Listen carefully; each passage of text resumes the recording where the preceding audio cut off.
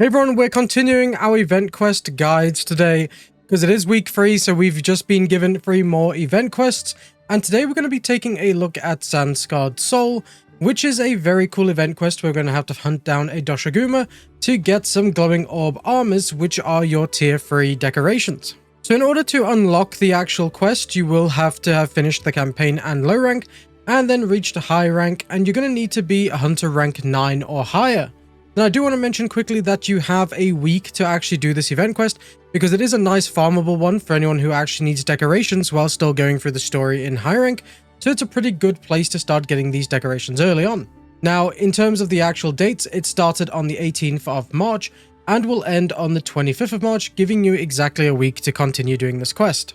Now, once you do have access to the quest, all you need to do is come over to Alma by the tent, then click on post/join quest, and head down to the events quest tab. Here you'll see all the available event quests for the week.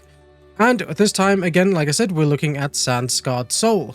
So a quick overview of the quest is we'll be hunting down a 3-star Doshiguma, and this will actually be in the plains. You get 50 minutes, and your failure conditions is if the time expires or you faint 3 times, just like most other missions. Then if we take a look at the quest rewards, what we can see here is your usual normal Doshiguma monster parts, which is pretty cool, and a nice shiny beast gem. We can also then get advanced armor spheres, a mystery orb for armor, and a great stout bone. But obviously the prize here is those glowing orb armors, which will give you the tier 3 rarity decorations. Now, if you're looking to do the most damage to the Doshiguma for the perfect hunt, you can actually see that severing in general with weapon types does the most damage. However, blunt and ammo types are perfectly fine as well. There really is no difference between them. If you're going to be looking at what element you should bring, then fire is one of the best. It looks like thunder is also the second best, and the rest do pretty well. There's a little bit of resistance on the tail here with dragon, so I would advise bringing dragon, but like if you're hitting the monster everywhere but the tail, you're pretty good with dragon as well. So you can literally just bring whatever you like. I would recommend fire though, because fire seems to do the most damage against the Doshiguma. If you're going to try to create yourself a very nice loadout with status effects and whatnot, then poison, sleep paralysis, blast, and stun and exhaust all work very well. Effective items here are your flash pod and your shock and pitfall trap, which is awesome. Sonic bombs do not work against the Doshiguma, I'm afraid, for those of you who like to use those, so just be aware of that. Now, a couple of tips for you when fighting the Doshiguma is that the Doshiguma is pretty much a simple monster. You don't have to worry about getting poisoned, you don't have to worry about getting blight attacks. It's just one of those simple monsters where it's like pretty much just do damage and dodge.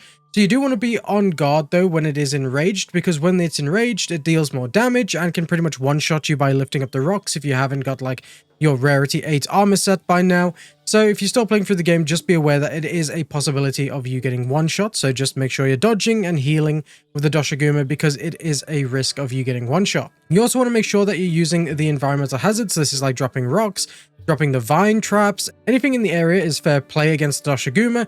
Even if you set up some shock traps or pitfall traps, it's going to just open up huge windows. I personally love using the flash pods and the flash flies and stuff around the area. It just makes these hunts so much more fun. So of course, just be prepared to be using those to deal the most amount of damage. Now, of course, a very overlooked feature is also keeping your Palico upgraded. I also struggle with this sometimes because I play a lot of multiplayer, so I don't feel like I need to do this all the time. But if you're going to be playing in a single player hunt and you don't really want to play with others, making sure that your Palico is fully equipped is also a great tip to help you here. So you can find yourself a very nice thunder or fire weapon for your Palico, or even some stasis effects as well if that's how you want to go. I personally love the paralysis weapons. They're just so much fun. So, you know, it's up to you what you want to use on your Palico, because the Palico has some excellent abilities. So if you are playing single player, make sure you're doing those Palico side quests, because you can get some amazing upgrades for your Palico and also just in general. Now, of course, when you're on the hunt, you can also use SOS flares or join an SOS flare to actually just jump into the mission. It really doesn't matter which, but you can use these to play in multiplayer. Hunting down event quests, because event quests are very popular during the time they're out with multiplayer, it's going to be a great way to actually hunt down the Doshigumas very quickly. So obviously if you play solo, you're probably going to be pretty good at the game as it is, and you're going to deal a high amount of damage, because the Doshiguma is not one of the hardest monsters. You'll pretty much get through that fight easily But if you do want to play with other people, which is a bit fun, I enjoy playing with others, you will fly through the hunt more quickly. You know, you'll obviously have 4 players, which is 4 times the damage, so you are going to be getting through those hunts slightly quicker. So if you're going to be on quite a good farm for these decorations, this is going to be the best way to actually do it, by just joining multiplayer SOS flares. So as you can see here, we got quite a few glowing orbs, just an example of how you actually get these as a reward. So in this case, we actually got 5 of these, which is pretty good. Now guys, that's all I have for you today for this video. I do want to quickly mention that I made a mistake slightly earlier in the video, because I said that you could get tier 3 decorations from this. That was actually a mistake, and those are the ancient ones. So I actually got the ancient and glowing decorations mixed up. So just to explain to you guys, when you see mystery armor or swords, this will then give you tier 1 decorations. When you see glowing sword or armor decorations, this will then give you up to tier 2 decorations. Then if you see ancient sword or armor, this can give you up to tier 3.